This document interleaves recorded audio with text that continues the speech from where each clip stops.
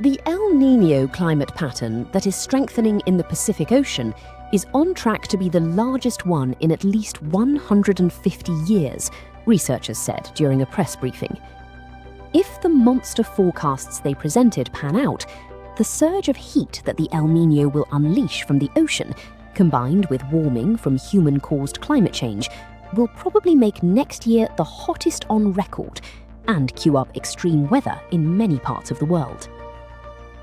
According to the projections from a suite of climate models, the peak of this El Niño is set to surpass the previous record holder by truly a mind-blowing margin, says Zeke Housefather, a climate scientist at Berkeley Earth, a non-profit research organization in California that hosted the briefing. It's not outside the realm of possibility that the event could combine with climate change to raise global average temperatures in 2027 as high as 1.7 degrees Celsius above the pre-industrial average, he said at the briefing. This would bring the planet right to the edge of breaching the 1.5 degrees Celsius threshold that governments pledged to avoid under the Paris Agreement. The fact that an El Niño is occurring now isn't surprising. The El Niño Southern Oscillation is a natural fluctuation in sea surface temperature and winds in the tropical Pacific Ocean. Historically, it has swung between hot El Niños and cool La Niñas every 2 to 7 years. The last El Niño took place in 2023-24, and after forecasters had warned of a big event looming, this year's emerged in June. But the latest predictions suggest that this El Niño could become even bigger than anticipated.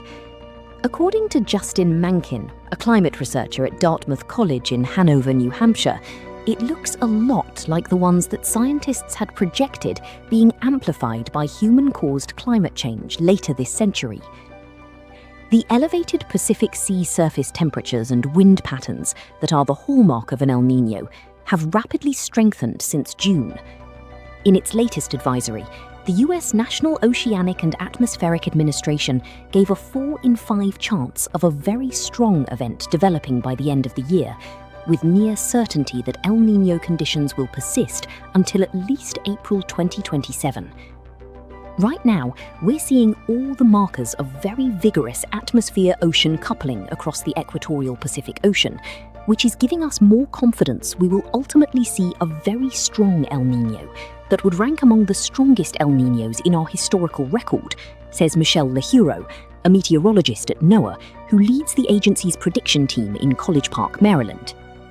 In addition to the El Niño event raising global average temperatures to record highs in 2027, Housefather says that there's a fair chance that it will boost temperatures enough in the next few months to make 2026 a record hot year too. The pattern of heat waves, droughts, flooding, and wildfires associated with El Niño will also have consequences for economies. Mencken and his colleagues have estimated that changes in weather attributed to a strong El Niño in 1997-98 shrank global economic growth by $5.7 trillion in the years that followed. If the forecasts are anything near correct, the current El Niño could cause $10 trillion in economic losses by 2032, Mencken says. Beyond impacts on human society, this El Niño is likely to stress ecosystems and oceans, driving declines in the net amount of carbon they take up from the atmosphere. Elevated ocean temperatures are also bad news for coral reefs, bleached by the heat. If you found this helpful, make sure to hit that subscribe button right now. Check out the video on your screen, and I'll see you over there. Thanks for watching till the end.